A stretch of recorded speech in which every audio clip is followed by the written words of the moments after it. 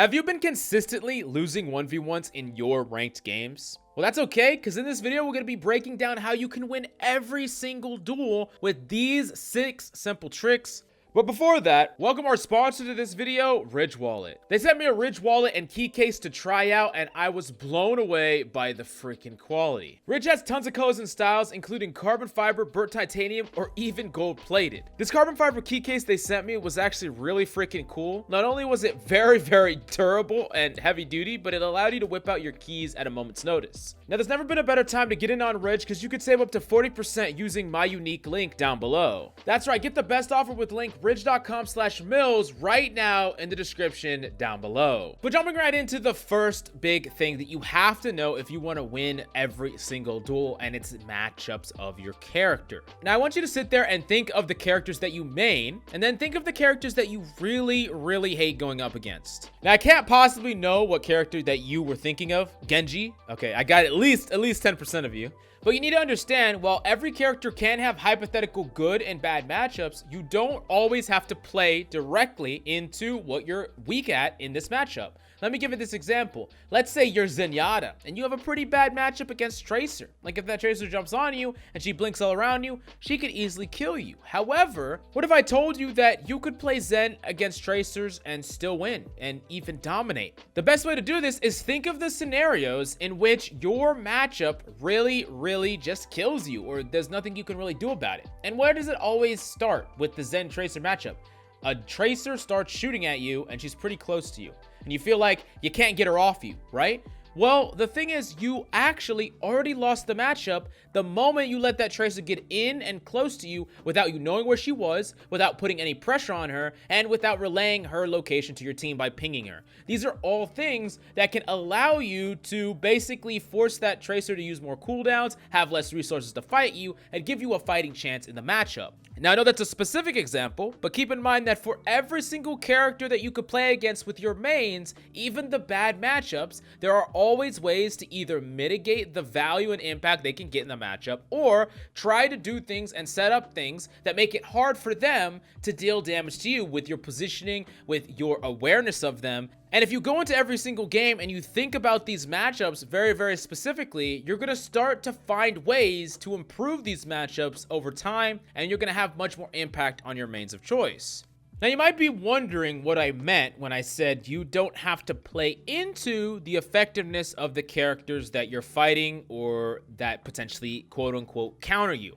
Well, one of the ways that you can actually do that is by playing in your character's effective range and outside the enemies. Every single character has an effective range where they can occupy and be most effective at. That could be mid to close range, like a character like Cassidy. That could be far range, like Widowmaker. And that could be right on top of a character like Winston. There's a lot of characters that have various effective ranges where they really want to play. Where is their sweet spot? And it's important to not only know what your character's effective ranges are, but also what the effective range of the character that you're fighting against. Realize that if you can make the discrepancy between their effective range and your effective range as wide as possible, you will have a huge advantage in that matchup. Now, this is pretty obvious when you see something that has a close effective range like a Reaper on top of something that has a long effective range like a freaking Widowmaker. If you're right next to each other, the Reaper has the advantage. If you're really far away from each other, the Widow has the advantage. That seems pretty clear. So in order to actually make sure that you can get value out of that Widow, you need to either not peek her long sight lines if you're not engaging onto her, or navigate the terrain so that you can close that gap before you try to make a play on her. Those are the two ways in which you can actually set up a situation where you're in your effective range against her while minimizing any matchup or duel or sight between you and her if you're not in your effective range. Now, this can be actually true for tanks as well. Like, let's say you're Reinhardt and the enemy's a Sigma. As a Reinhardt, you do not want to just walk on top of a Sigma and push into the open and walk up on top of him, because you're playing into his effective range the entire time. By the time you get to him, he's going to have done a lot of damage to you, hurt your health total, and basically made you just like a blob, right? You're really weakened. You're really vulnerable. You can get hit with a rock and you can get killed. Sure, you got to him into your effective range, but in order to get there, because you just walked through his effective range, you're probably like really close to dead or without any resources. In the similar way that the best way to route to a Widowmaker as a Reaper, it's not walking at her through the open, right? You got to be very tricky and go from natural cover to natural cover until you eventually get to a position where you can get on top of that person and navigate through their effective range in a very short amount of time. And that's what you would want to do with Rhine, going from one natural cover to the next until you can execute onto that Sigma for a very small window of time. And that's not true with just Rhine and Sigma. That's true with a number of different tanks. And then let's go back to that Tracer Zen example. To emphasize this example, a Tracer wants to have a very close duel with a Zen. She has a close effective range, but you want to make sure that you also have all your cooldowns when you're fighting the Zen. So you can use some amount of cooldowns to navigate around the map, wait and hold that position until you get all your cooldowns back, you get your recall back, whatever the case may be, and then engage that Zen when you have all your cooldowns in your effective range. That's going to give you the highest advantage. That's going to make it so it's less likely for you to die. You're going to be able to use less resources to kill the Zen, and you're going to be able to have extra resources to get out safely or go on another target. Now, this brings me directly to the third thing that is going to help you to win more duels regardless of what character you are, and it's that element of surprise. If you are set up in a situation where you're maybe at a range disadvantage or even a health disadvantage or a matchup disadvantage, but you have the element of surprise, oftentimes you can leverage that surprise into winning the entire fight.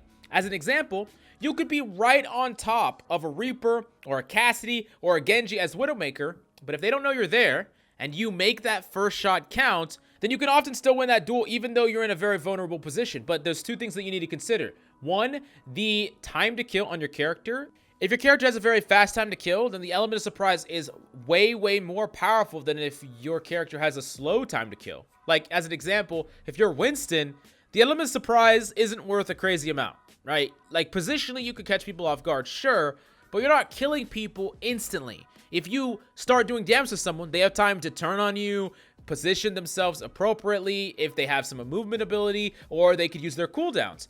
But if you're someone like Widowmaker or a number of different characters that have a CC, like an Ana, like a Roadhog, then your time to kill or your effective time to kill is so quick that that element of surprise can be leveraged to win a matchup where you're at a disadvantage fundamentally in the matchup, and on top of that, you're at a range disadvantage, and on top of that, you might even be low. So a great example or a great character that really emphasizes this is back to that Zen example, right? Zen could be someone that is at 1 HP, and you could be really close to a target that, you know, might not know you're there. You can flank because your footsteps are silent, you don't make any noise, and then you can kill someone so quickly that you could hypothetically have a huge disadvantage in a matchup that you just win out of nowhere. And that's just one of many examples. But that leads me into the second thing you need to think about when you go for an element of surprise play, is that the margin for error is really small. Like, if you flank someone as Zen or Widow and you're really close to them and they don't know you're there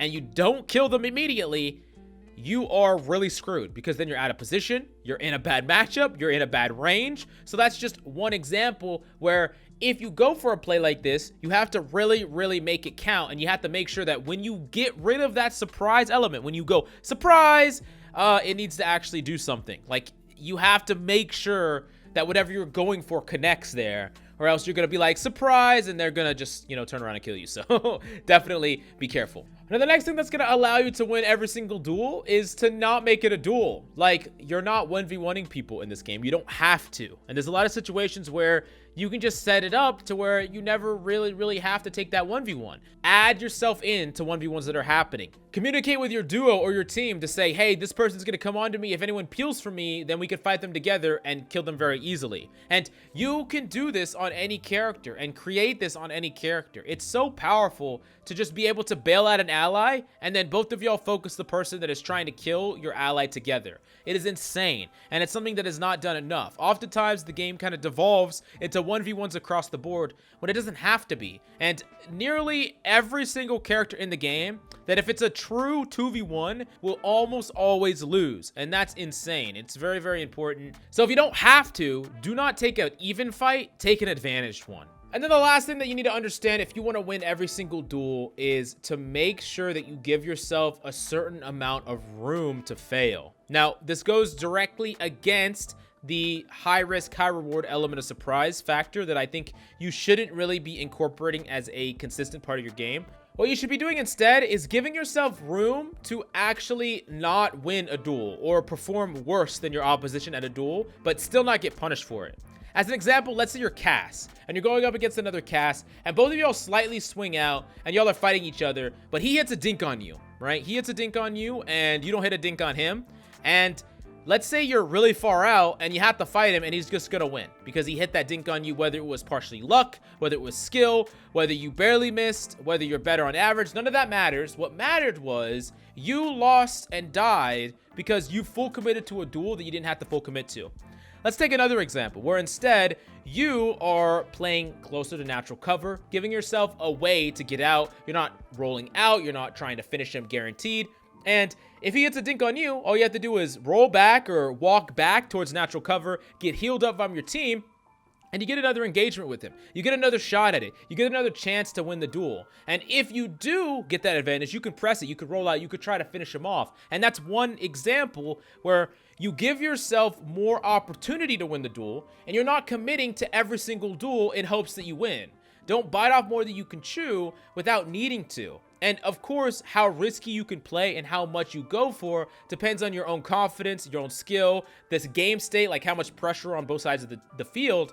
But make sure that you're not over committing to something when you can hypothetically like fish. Like let's say going for these shots is like rolling a dice. And if you hit like a 1 through 3, you back up. And if you hit a 4, 5, or 6, that's like representative of a good shot or a dink or an advantage, you press. And you don't have to press everything because you never know whether or not that opponent's going to hit that lucky shot, or you're just not going to be aiming perfectly in that moment and then you get punished for it. So if you don't get punished for it, you can try again right away. But if you do get punished for it, your value is capped right then and there. So give yourself more room to fail and you're gonna win a lot more duels that you do end up committing to. Anyways, I really hope you enjoyed the video, and once again, thank you Ridge for sponsoring. Smash the like, subscribe, and I'll see you next time.